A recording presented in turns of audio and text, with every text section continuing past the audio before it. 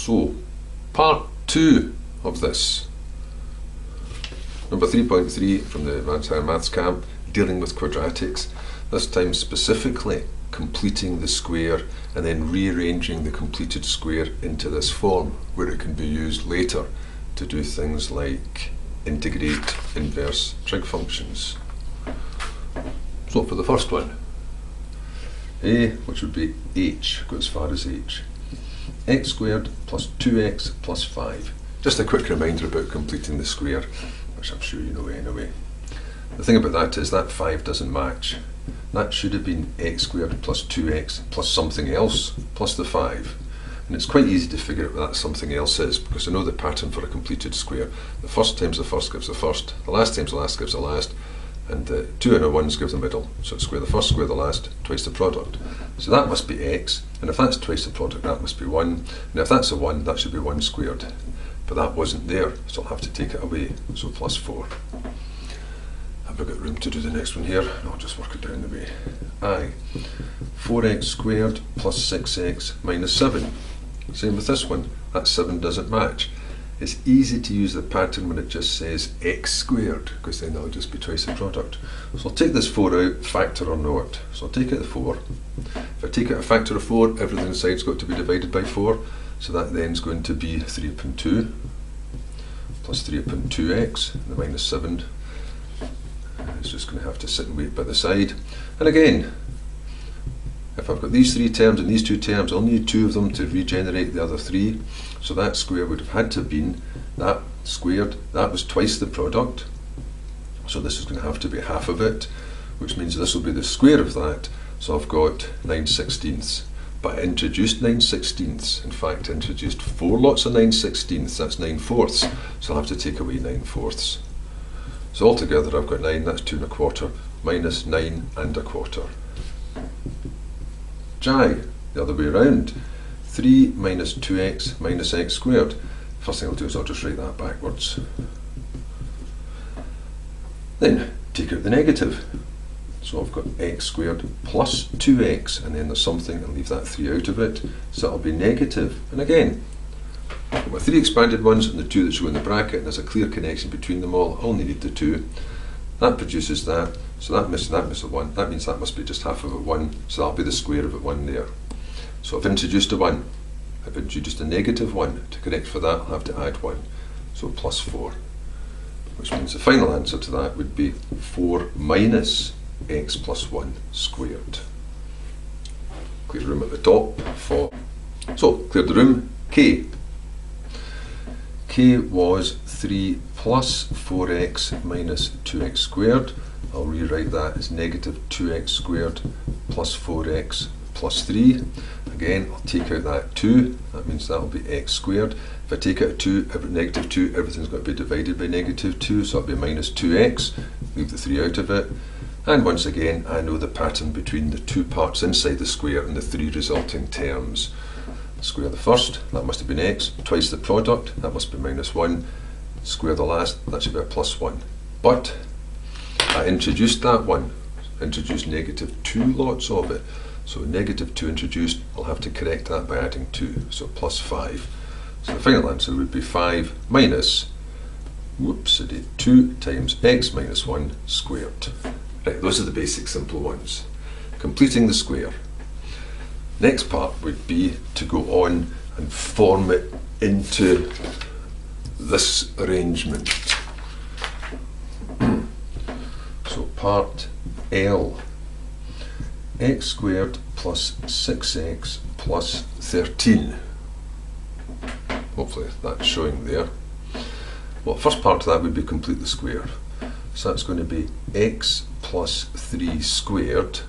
That was a 9 that should have been there. Take off the 9, so it'll be plus 4. Again, at advanced higher level, you should just be able to do that without writing it all the way down the page. Now the next part is, how do you get it to look like this? Well, I'll write it the other way around. 4 plus x plus 3 squared. I'll take the 4 out, so I've got 1 plus, and then it doesn't matter what happens to this, it'll just have to sort itself out. So this will be divided by 4, x plus 3 squared over 4. So that'll be 4 times 1 plus, absorb that all into the square, so that 4 will become 2 squared, x plus 3 upon 2 all squared, which would then be perfect for integrating as an inverse tan. That would just come out as a quarter of inverse tan of this part here, divided of course by the derivative of this part, which would have been a half, but that comes in the next section anyway. What's the next one? M, if there's room for this. 3 minus 2x minus x squared. Well, I'll write that the other way around first of all. Negative x squared minus 2x plus 3. Complete the square. No, not quite so easy. I think I'll have to put my bracket down. Negative x squared plus 2x. So it's going to be negative of x squared plus 1, given that. So that would be a plus 1 introduced, a negative 1 introduced. I'll have to add 1. So that'll be a plus 4. So now I've got 4 minus x squared plus 1. Now how do I write that? As, oh dearie me, x plus 1 squared. Now to write that in the original form, well, I hope there's room here. Take the 4 out. That'll be 1 minus. This will have to be divided by 4. Well, 4 is the perfect square of 2, so just x over 2 all squared, which would be perfect for an inverse sine. Right, board cleared. Now this one, same again. Take out the 4. So of x squared minus x plus a 1, 4 times, again, I know the pattern for the square of a bracket, that's square the first, square the last, that's twice the product, so that must be minus a half. That makes that plus a quarter. I've introduced a quarter, I've introduced 4 quarters, I've introduced 1, so take away 1. In that case it just becomes that. So that was a trivial case. If I had that in an integration, that would just be a straightforward term, linear term, that would go up to power 3 divided by 3 and so on. O. 3 plus 12x minus 9x squared. Write it the other way around. Negative 9x squared plus 12x plus 3. Take out the negative 9 as a factor. So everything else is to be inside divided by negative 9. So it'll be minus 12 ninths, that's 4 upon 3. A bit more space there, plus 3. So it's going to be negative 9 times the square of, well, it'll be x minus, this will be twice the product, so half of that is 2/3. That would be the square of the last, so that would be plus 4 ninths. But I multiplied by negative 9, so that'll be a minus 4, correct it by adding on a 4, so plus 7. So this one's a bit nastier. 7 minus 9 times x minus 2/3 squared. Well, to get it into that form, I'll need to take out that 7. So I've got 7 times 1 minus 9/7 of x minus 2/3 squared. I'm not sure, I'm going to run out of room here. 1 minus, absorb that into the bracket. Well, 9's fine, because 9 will go in as 3, but 7 will have to go in as root 7.